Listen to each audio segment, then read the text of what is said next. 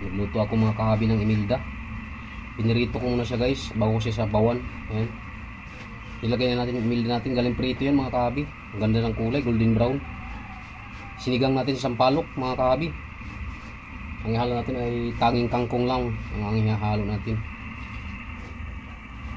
Malaki yan guys. Ito yung kabuuan yung isdang Imelda oh. Ayan oh. Sabaw natin mga kahabi.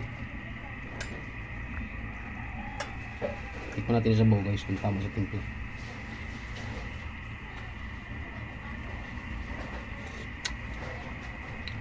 Sabi nila malangsa, hindi naman. Sarap nga yung sabaw guys eh.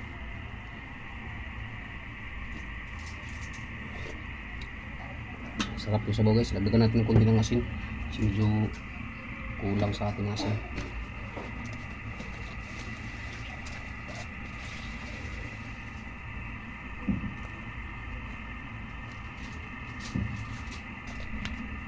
Tapos ito yung magic sarap.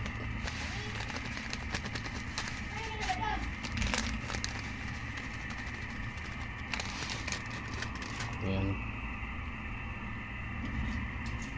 Lumulat yung asin guys.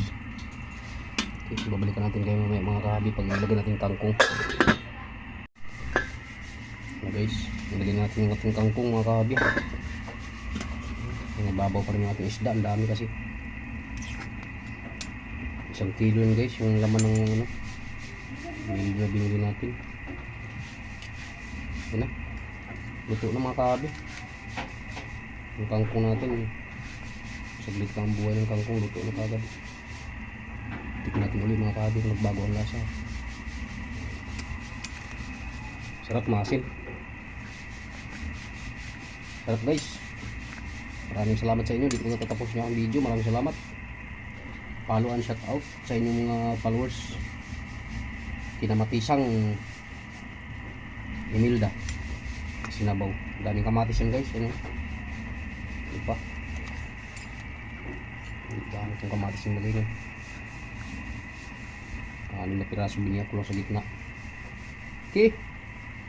Bye-bye yo!